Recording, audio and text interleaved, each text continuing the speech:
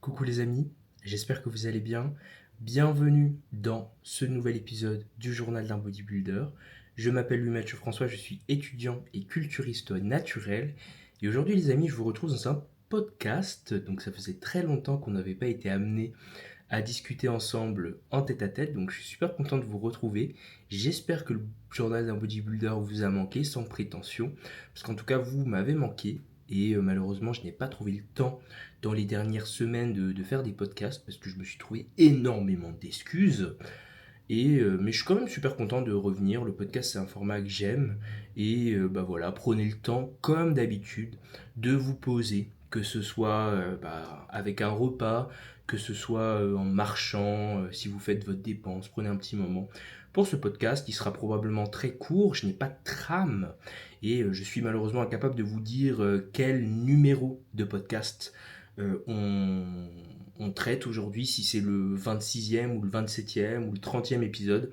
Je ne sais plus, tout ce que je sais c'est que je suis très content de vous avoir et qu'aujourd'hui on va parler un petit peu de tout, on va parler de ces dernières semaines, mon quotidien, la façon dont je gère certaines choses, la façon dont j'occupe mes journées à ce jour. On va parler d'objectifs court terme principalement parce que si vous suivez la chaîne, si vous regardez les vlogs, vous savez, vous connaissez déjà un petit peu les objectifs long terme et le silence qui doit les englober. Voilà, je n'irai pas plus loin. Et ensuite, on va aussi discuter de deux, trois sujets qui sont revenus dernièrement ou qui sortent un petit peu dernièrement autour de moi sur la musculation et que je trouve super intéressant, donc sur lesquels je vous partagerai des éléments que je juge intéressants.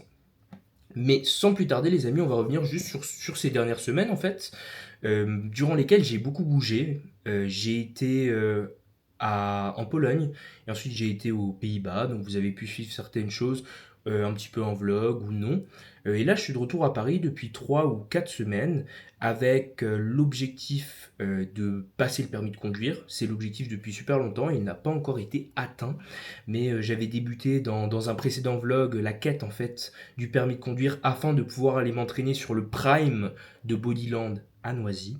C'est toujours un objectif, les amis, d'acquérir ce permis de conduire pour pouvoir aller s'entraîner là-bas. J'espère que ce sera accompli en 2026. J'ai foi en ce que ce soit accompli en 2026. Mais donc voilà, je continue les cours de conduite. À vrai dire, je suis assez médiocre. mais, mais ça reste voilà, quelque chose qui m'occupe au quotidien. J'ai aussi un pied dans le coaching en ligne. Et à vrai dire, c'est quelque chose qui me plaît également, de suivre des gens, de pouvoir avoir des données, voir les données des gens, les données personnelles de training, de suivi des macros et de suivi du physique en fait. Parce qu'à vrai dire, j'aime bien voir des gens tout nus serrer très fort leurs muscles et comparer de semaine en semaine l'évolution du physique. Il y a aussi la création de contenu court qui me prend du temps aujourd'hui. Du coup, la création de contenu long, parce qu'on revient avec des vlogs à gogo. On va essayer de revenir sur ça, d'autant plus que j'aurai des choses à documenter dans les prochaines semaines. Donc voilà, c'est un petit peu ce qui occupe LMF en ce moment. Ouais, je parle de moi à la troisième personne maintenant. C'est un petit peu ce qui m'occupe en ce moment, à côté de la musculation. En parlant de musculation, il y a deux choses sur lesquelles je voudrais venir. Bon, déjà, ASMR autour de la musculation, il y a deux trucs sur lesquels je voudrais venir parce que voilà, j'ai aussi le temps avant le début de mon stage. J'ai un stage qui va commencer le mois prochain et qui va s'étendre sur les 6 prochains mois. J'ai aussi le temps de réfléchir un petit peu ma pratique, de prendre du temps pour établir de bonnes habitudes pour le stage qui va ensuite m'emmener pendant 6 semaines. Donc autant partir sur des fondations qui sont un minimum solides.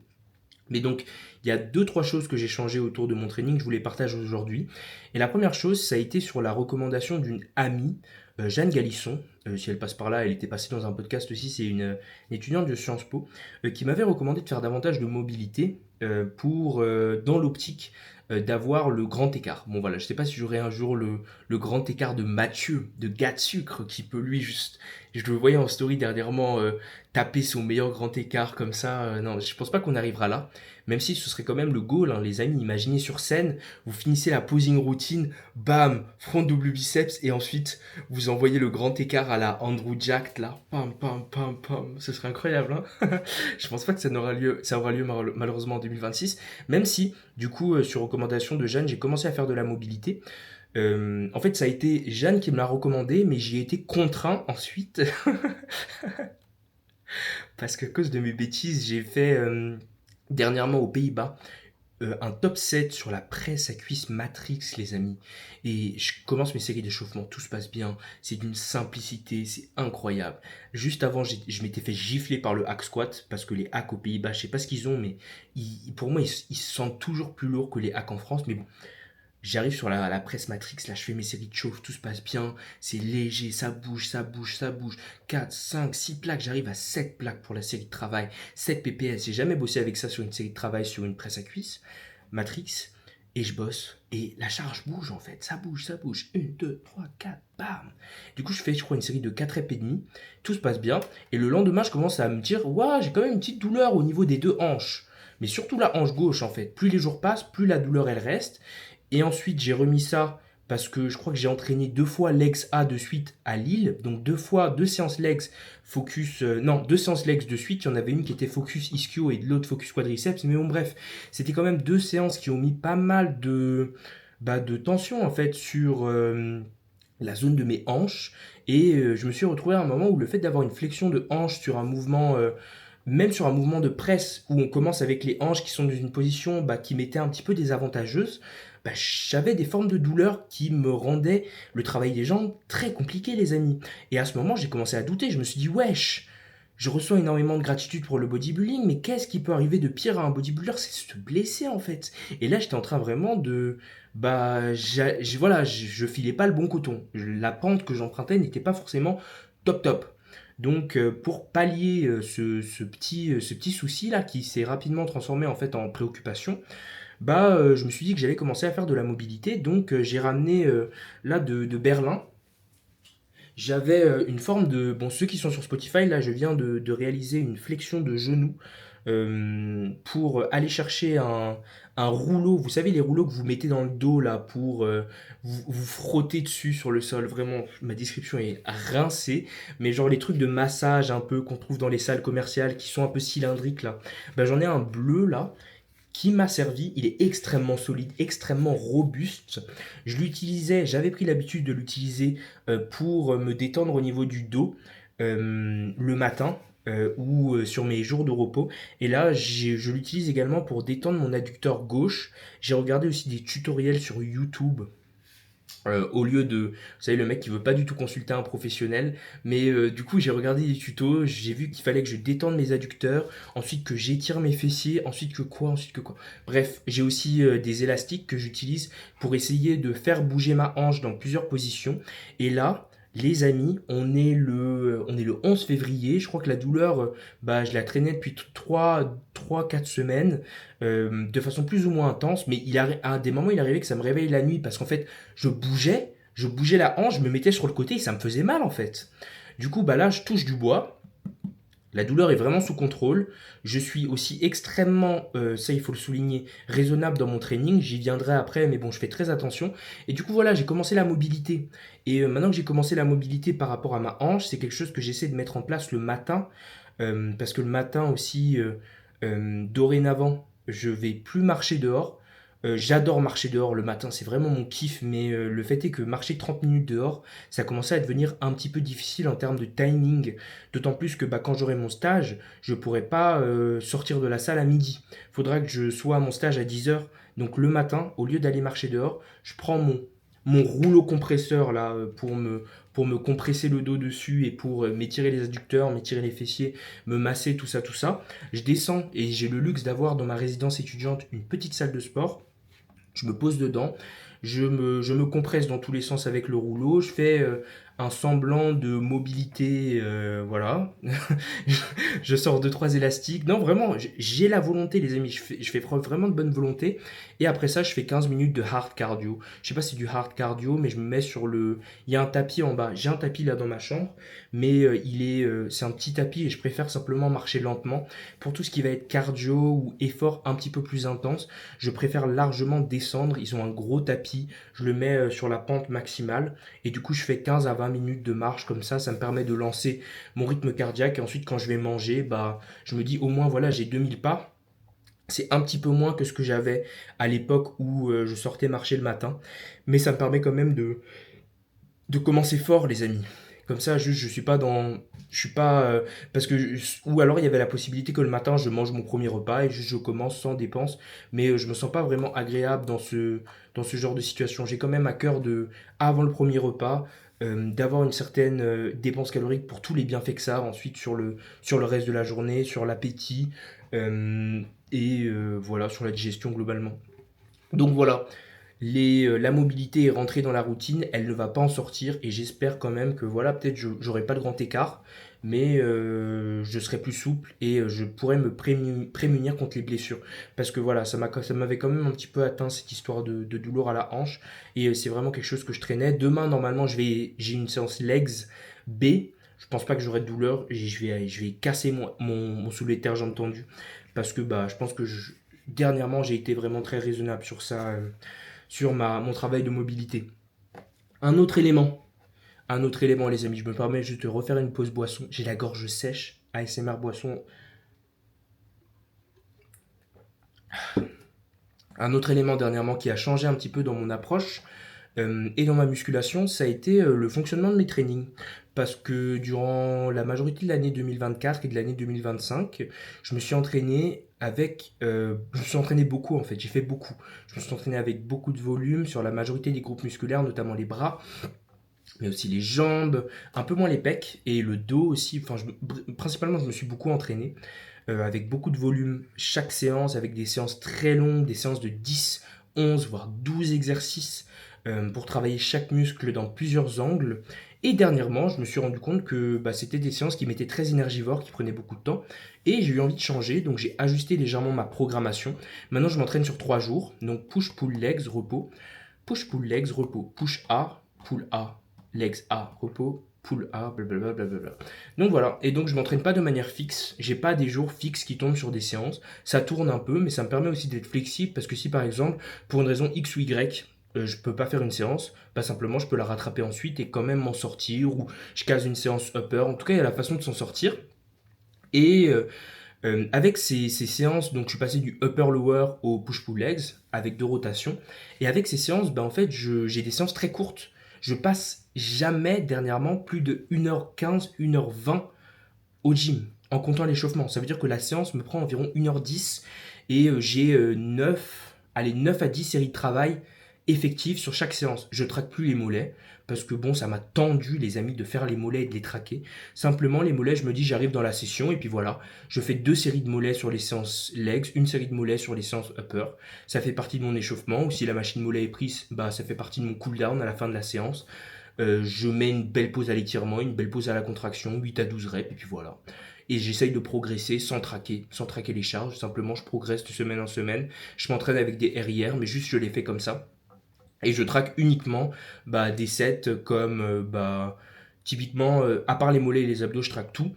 Mais j'ai très peu de séries. J'ai beaucoup de séries uniques. J'ai que des 2 sets en fait. Sur les biceps aussi, je suis passé sur 2 sets, 2 séries avec la même charge. Parce que j'ai envie de passer peu de temps en salle. Parce que j'ai envie de pouvoir bien récupérer. Quitte à en faire trop peu. Je préfère être vraiment sur un volume qui est très très bas, duquel je vais assurément pouvoir récupérer, qui va me permettre de m'éclater et de m'entraîner extrêmement dur, de prendre des progressions de semaine en semaine, même si je sais que je pourrais possiblement en faire plus, très probablement. Mais bon, je kiffe m'entraîner comme ça me permet aussi d'avoir la niaque, l'envie en arrivant sur chaque séance, d'être le plus qualitatif possible et d'essorer chaque série. Et franchement, c'est quelque chose qui me plaît énormément en ce moment. Par exemple, demain, je vais l'XB, j'ai 8 séries, j'ai 9 séries. Je sais que la séance va être dure, mais je sais que la séance va être davantage dure parce que c'est moi qui vais devoir me battre sur les séries pour aller les chercher, plutôt que dur au sens où ça va être dur parce que je dois faire entrer une grande densité d'exercice dans un petit temps. Et je pense que j'ai quand même développé une capacité à abattre beaucoup de travail dans un temps réduit, mais c'est pas ce que je veux faire en ce moment. J'ai envie de faire de la qualité, j'ai envie de bien bosser, de me faire plaisir, de kiffer, d'aller chercher des progressions, de devenir très fort sur certains mouvements, de devenir plus musclé, mais de le faire différemment à ce que j'ai fait dernièrement. Et c'est cool aussi, ça me dégage pas mal de temps ailleurs de la salle pour faire d'autres choses et pour avancer sur d'autres trucs, notamment le coaching. Du coup, c'est tout bénef, c'est tout bénef. Et franchement, je m'épanouis dans ce nouveau format de training. Et en lien avec ça, Les amis, il y a aussi un ajustement lifestyle qui a eu lieu dernièrement. Maintenant que la quête des noix de cajou, des noix du Brésil, pardon, s'est achevée, puisque j'ai acheté des noix du Brésil au final sur Amazon et ensuite sur les conseils de Alex 2H sur les réseaux, je suis allé chercher des noix du Brésil à Barbès. Donc voilà, là j'ai le stock, les amis. Je ne donne plus l'adresse par contre. Je ne donne plus l'adresse, je suis désolé. C'est fini. Mais donc, maintenant que la quête des noix du Brésil est finie, euh, j'ai envie d'essayer autre chose. J'ai envie de me challenger un petit peu autre chose, vers autre chose. Et donc je me suis donné l'objectif, notamment par jalousie en fait. Parce que je voyais l'un de mes potes qui dormait tous les jours 11 heures. Et je me suis dit, frère, comment tu dors 11 heures par jour? Parce que, non, pas 11 heures, peut-être 9 heures ou quoi, 9 heures, 10 heures, mais je me suis dit, comment est-ce qu'il dort aussi longtemps? En fait, bah, il dort aussi longtemps parce qu'il passe très longtemps dans son lit. Et in fine, j'aimerais aménager plus de temps dans mon lit, voilà, tout simplement. Voilà, l'objectif du bro a entre 26 et 70 ans. Donc, donc, donc voilà, je me suis donné comme objectif 1 heure de coucher à 20 heures. Voilà, c'est le goal. Aller conquérir 20 heures. Conquérir 20 heures, conquérir même 19h45 comme heure de coucher. Donc ça veut dire aller conquérir 17 heures, 17h15, maximum 18 heures comme heure du dernier repas. Ça veut dire aller conquérir voilà 18h30 comme heure du cool down. Et en fait, ça décale un petit peu tout. Ça demande de faire preuve d'organisation, ça demande d'être méthodique et très, très vivace le matin, en fait. Parce que si à partir de 18h30, 19h le soir, je m'autorise, en fait, à me reposer, si je m'autorise à 20h à aller dormir, bah, il faut que durant la journée, d'une certaine façon, j'ai mérité ce repos. Et donc, faut que j'abatte, les amis. 2026, j'abats.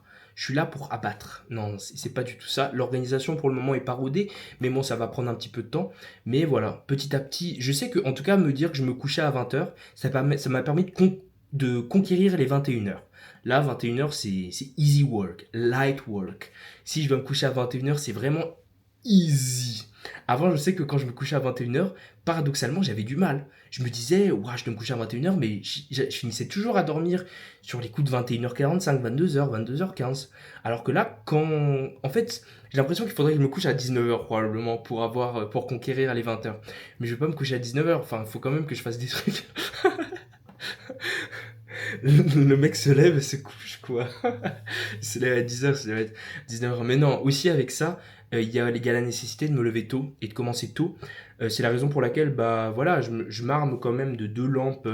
Deux lampes. J'ai ramené la lampe aux Pays-Bas, en gros pour donner du contexte, parce que là je vais dans tous les sens.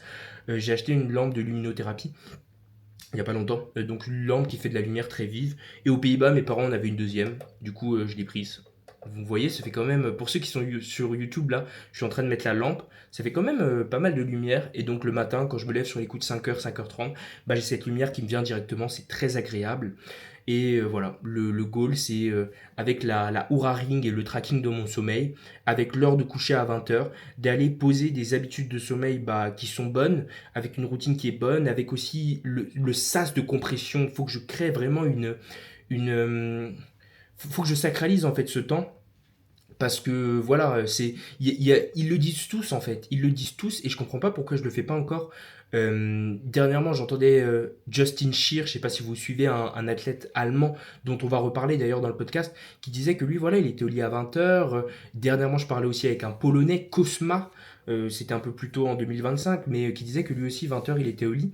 Et en soi, bah, qu'est-ce qui m'empêche de faire ça? Je vais avoir un stage dans les prochains mois. Je vais travailler 35 heures par semaine, probablement 10 heures et 17 heures, je ne sais pas exactement, mais à 20 heures, je peux tout à fait être au lit et dormir de mon sommeil le plus paisible et me réveiller le matin et être efficace le matin. Donc voilà, c'est un petit peu le deuxième ajustement à côté des changements au niveau du training, avec la mobilité, avec les trainings plus courts. Il y a encore cette quête du coucher à 20 heures. Je peux dire que le coucher à 21 heures a été acquis, mais celui à 20 heures est plus challenging et c'est normal parce que bah voilà, c'est de plus en plus, ça demande en fait de plus en plus de en fait, j'ai le libre arbitre, je sais que je peux le faire, mais ça demande de me discipliner tout simplement. Voilà. Autre chose, les amis, autre chose. On arrive un petit peu sur le fond des choses. On est au cœur de l'épisode, là. Du coup, je vais reboire. Troisième moment ASMR, les amis. Je fais que m'hydrater pendant ce podcast. Oula. Désolé, ma caméra a commencé à faire du bruit.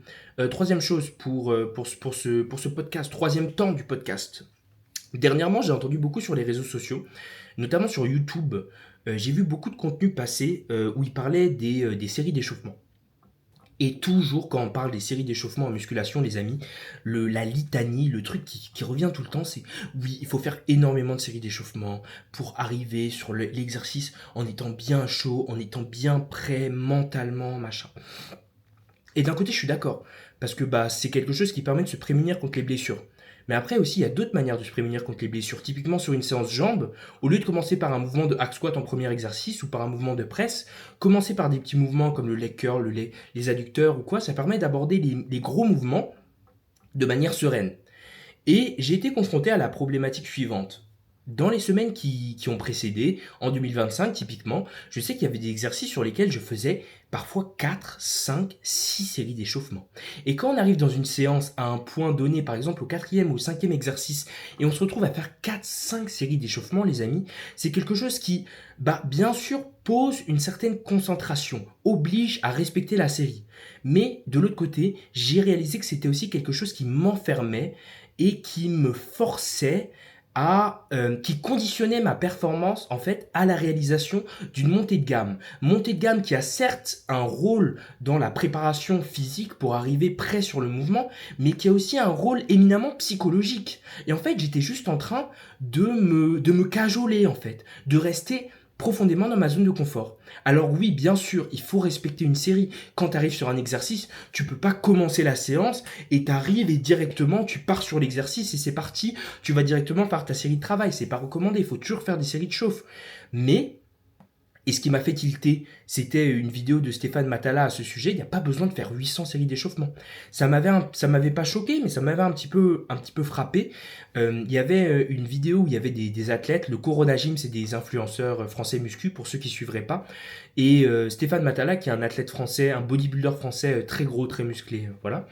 Et il disait Matala notamment que quand on arrivait sur un exercice, il fallait d'abord faire 2 à 3 séries d'échauffement et ensuite après l'échauffement, il y avait la montée de gamme, encore 3 4 séries et au final, on se retrouve à faire quasiment 10 séries sur un exercice, dont seulement 2 à 3 séries effectives, ce qui en fait est bien sûr, c'est fun, c'est marrant. T'arrives, tu fais une rep, tu bouges, ça bouge très vite. Ensuite, tu augmentes un peu, machin. Mais en fait, en y réfléchissant, c'est une perte de temps, quoi. C'est une perte de temps, les amis. C'est juste une perte de temps. J'ai réalisé ça dernièrement. En tout cas, pour moi, à mes yeux, il y a moyen d'être beaucoup plus efficace. Et j'ai eu un petit peu cette réalisation quand je me suis entraîné avec un pote là. Dernièrement, avec 2 amis, à Lille. J'ai un ami sur le Axe Cybex qui est arrivé, qui a fait une série d'échauffements et qui a travaillé. Et moi, j'étais là, j'ai fait 4 séries de chauffe, les amis. Alors, ok, peut-être j'en avais besoin de 1 ou 2. 3 grands maximum si je voulais grand prince, vous voyez, si je voulais vraiment me poser sur le hack. Mais 4 séries de chauffe, 5 séries, c'est trop. C'est trop. À ce sujet, allez voir sur Instagram Justin Shear, qui lui aussi l'explique très bien et qui a cette mentalité que, à un point dans sa séance, quand il arrive sur certains mouvements et qu'il connaît le mouvement, qu'il est sûr du mouvement, qu'il a une certaine ancienneté, il fait tout simplement l'économie de série de chauffe. Il fait 0 série d'échauffement. C'est quelque chose que j'ai commencé sur certains mouvements. Quand j'arrive sur ma séance dos, mettons j'ai un tirage, un mouvement de tirage quelconque, je fais pas de série de chauffe. J'ai confiance en moi, peut-être c'est de l'arrogance, mais je connais le mouvement, je le fais tourner dans ma programmation depuis 5, 6, 10, 15 semaines. Excusez-moi, j'ai pas besoin de série d'échauffement. Alors oui, sur un soulevé de terre, j'ai entendu, je vais faire des chauffes, mais je vais pas en faire 5, je vais en faire 3. Je vais en faire 3 ou 4 et je vais monter à 200 et je vais travailler à 200. Mais quand ensuite je vais arriver sur un mouvement d'extension triceps, c'est des extensions triceps les refs. Je vais faire 0 chauffe et je vais bosser directement. Ou par exemple, même si j'arrive sur un rowing haut du dos et j'ai déjà fait 2 exercices avant, je mets ma série de travail et je bosse. En soi, j'ai l'impression on essaye juste de se mettre dans une position où l'inconfort est davantage psychologique que physique. Parce que je sais que la série, je pourrais la faire directement. Mais pour me mettre bien dans mon esprit et me conformer à la vision que j'ai de moi-même, qui est celle d'un bodybuilder qui fait des séries d'échauffement, je suis obligé de faire des séries d'échauffement. Non, fuck ça. J'ai pas envie de faire de chauffe, frère. Je suis vraiment en train de m'énerver.